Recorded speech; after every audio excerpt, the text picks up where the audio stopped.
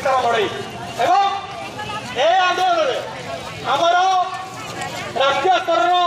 नेता एवं नागडोर राष्ट्रीय अध्यक्ष धीमन अशोक भारती जी आम सहित सामिल अच्छा जोरदार करदल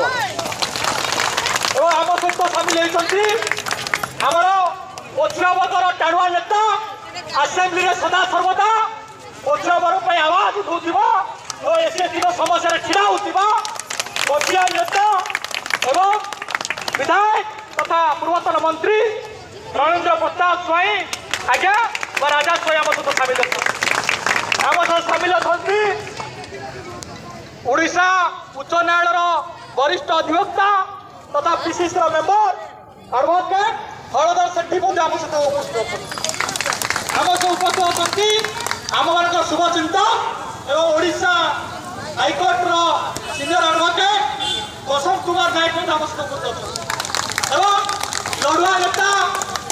लिटू बाबू आम